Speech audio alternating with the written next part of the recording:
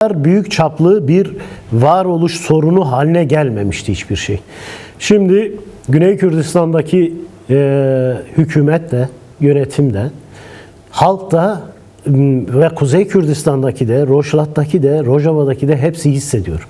Bu plan, bu proje, bu 21 anayasası var Türkiye'nin, biliyoruz hepimiz. Aynen o süreçler gibi. Yani Lozan sonrası bir ayak oyununa çok benziyor. Açıkça söylüyor. Senin silahın olmasın, senin ordun olmasın, senin askerin olmasın, senin kurumun olmasın, senin varlığın olmasın, senin ideolojin, fikrin, düşüncen olmasın ama sana insan diyeceğiz, sana Kürt diyeceğiz. Böyle bir şey açığa çıktı. Şimdi Kürtler hiçbir tarafta, hiçbir parçada bunu sindiremez yani. Böyle bir şey yok. Nasıl yok? Çünkü 13.000 tane şehit var orada. Rojava devrimi boyunca Kürdistan'ın 4 parçasından da 13.000 şehit orada yatıyor. O toprağın içerisinde yatıyor. Orayı kanla sulayarak vatan haline getirdiler. Şimdi şu saldırıyı gören her Kürdün damarları titriyor. İçi titriyor. Diyor ki yani nasıl oldu ya? Bu kadar kolay mı yani? Bu kadar kolay mı? Yani uluslararası denge diyecek. İşte Şara mı, Colani mi artık o sakallı DAEŞ'ci takım elbise giymiş. İsrail'in her dediğini kabul edecek. Türkiye'nin her dediğini kabul edecek. Sonra da Kürt'e dönüp sen hiçbir şeysin diyecek. Yani bu Kürt'ün damarlarına, Kürt'ün içine işliyor. Bu söz Rojava'da da karşılığını bulur, Başur'da da karşılığını bulur. O açıklama yapmışlar gençler gittikleri yerlerde. Bu çok daha tehlikeli. Yani o tehlikeyi hissediyor. Kürt halkı 7'den 70'e onu hissediyor. Mesela o görüntülere bakınca bir de sonundaki de yani Kürt halkı birdir diyor. Slogan belli. Aslında bu Rojava'daki protestolar sırasında da öyleydi. Yani Rojava, Rojavat, Yeki ve Kürt siyasetçilerine de çağrıda bulundu. Birleşin. Tabii. 4 parça Kürdistan'a çağrıda bulundular. Birleşin. Yani oradan gelen bir dalgaydı. Bu felaketin, ve bir gerçeğe dönüştü. Yani. Bu felaketin aslında bize kazandırdığı bazı şeyler de var. Bu bir felakettir, doğrudur. Yani bu bir felakettir. Halen de devam ediyor. Hala da devam ediyor. Evet. Bu bir felakettir ama direniş var, direniş olacak. Zaten mecburuz direnmeye. Yoksa çoluk çocuk bu katil sürüsü insanlarımızı katledecek. Yani bu kabul edilebilir, sindirilebilir, içe çekilebilir bir şey değil. Ama bu felaketin belki de bir gram mesela şeyden görüyoruz. Güney Kürdistan siyasetinden görüyoruz. Güney Kürdistan siyaseti birleşti, Rojava'nın etrafında duruyor şimdi. Açıkça tavır alıyorlar. Diyor ki bunu biz kabullenemeyiz. Yardım ediyor. Elinden geldiğince bir şeyler yapıyor. Yetersizdir tabii. Çünkü böyle bir diplomatik faaliyetler veya işte tabii ki yani diplomatik çalışmalar yürütülüyor. Yapılıyor. Görüşmeler yapılıyor. Onlar yapılıyor ama yetersizdir ama olsun. Nihayetinde bugün görüyoruz ki aynen Kobani'deki gibi Kürdistan ulusal ruhu tekrar ayaktadır. Şimdi Kürtler haklı davalarının, haklı bir direnişin Avrupa'daki temsilciliğini yapıyorlar. Yani buradaki eylem ve etkinlikler aslında bir halk diplomasisinin ta kendisi. Tabii ki yol ve yöntemleri de çok meşru. Yani herkesin itiraz etme hakkı var. Herkes belli kurallar çerçevesinde itirazını dile getiriyor. Kürt halkı da en uygar şekilde, en uygun şekilde itirazını dile getiriyor.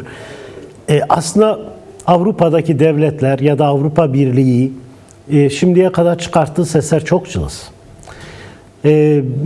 Mesela Kürt halkının tepkisine göre Avrupa Birliği'nin, Avrupa devletlerinin hani DAEŞ'e karşı koalisyonda bulunan devletlerin de mesela tepkileri çok zayıf bir vaziyette. Hala çok derin bir tehdit var Kürtler üzerinde.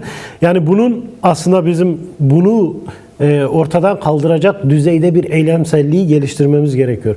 Bütün Kürtler aslında bu eylem ve etkinlik içerisindedir. Bir Kürt yurtseveri olarak, bir gazeteci olarak hepimiz de bu işin içerisindeyiz. Yani öyle bir şey yok.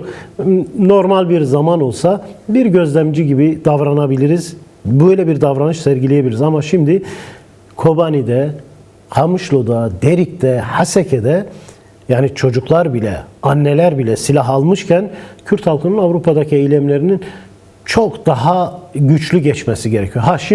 Şimdi de güçlüdür ama Kürt bence Daha fazlasına ihtiyaç var. Erdal bence daha tam potansiyel açığa çıkmış değil. Kesinlikle evet. O potansiyel açığa çıkmış değil çünkü o potansiyel açığa çıktığı zaman Kürt halkı bir sel gibidir. Onun önünde durabilecek kudret yok yani.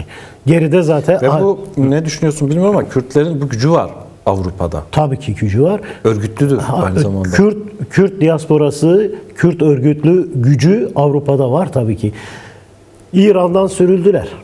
Türkiye'de her türlü baskı, işkence, şimdi mesela bir çözüm süreci ya da işte ne isim veriliyorsa bir süreç yürüyor.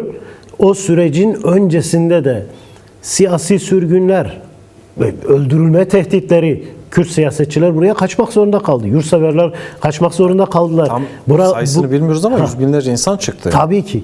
Bu birkaç dalga şeklinde gelişti aslında ama Kürt halkı öyledir. Gittiği yerde Komel'ini açtı, derneğini açtı. Tamam, Kürdistan İşçi Partisi yardımcı oldu, akıl verdi, fikir verdi. Yani onunla müjdelendiler. Onun için örgütlü bir hale geldiler. Yoksa İranlılar da geldi. Diğer halklardan insanlar da geldi Avrupa'ya ama bu düzeyde bir örgütlenme güçleri yok. Ama Kürtler hem kuzeyden gelenler, hem doğudan gelenler, hem Roşlat'tan gelenler, hem Rojava'dan gelenler, hem de güneyden gelenlerin hepsi çok örgütlü bir şekilde Avrupa'da. Potansiyeli bu yürüyüşler çok görkemli ama tam yansımış değil. Tam yansımış değil. Yani bu hafta sonu Engin arkadaşımız söyledi. Hafta sonu yapılacak eylemler belki de bu potansiyeli biraz daha gözler önüne serecek ve Macron'a da diyecek, Almanya'ya da diyecek, İngiltere'ye de diyecek ki tepkini göster. Ya şimdi ya hiç. Hiçbir zaman o zaman bir sonuç alamaz duruma gelebiliriz diyecek. Biraz bunun üzerinden yani bir eylemsellik gelişiyor. O açıdan potansiyellerimizin açığa çıkması gerekir. Dedik ya saldırı çok kapsamlı. Yani saldırı yalnızca bir parçaya, bir kesme, bir partiye, bir zümreye ilişkin değil artık. Hesaplar ya da tartışmalar şunu söylüyor. Diyor ki HTŞ'ye bağlı çeteler işte Irak'ta Haçlı Şabi'ye saldırabilir. Saldırması için pazarlık yapılmış. Hani o eski Amerikan haritalarından bir tanesi vardı hatırlarsanız. Sünni Orta Doğu, Şii Orta Doğu, işte diğer tarafında da işte yarım yamalak bir Kürdistan'ın bir parçasını gösterip işte tarafsız bölge gibi bir şeyler yapmışlardı. Şimdi dönüp dolaşıp 2011'den beri hep aynı haritanın üzerine geliyor. Sürekli aynı yere geliyor. Burada mesele şu. Arap gericiliği aslında hep aynı yerde durdu. Ben bugün analistlerden birinin yazısını okudum. Arap analist diyor ki, demokrat bir insan. Diyor ki Saddam geldi onu alkışladınız. Esad geldi onu da alkışladınız. Ondan sonra Bağdadi geldi onu da alkışladınız. Şimdi diyor Jolani'yi alkışlıyorsunuz.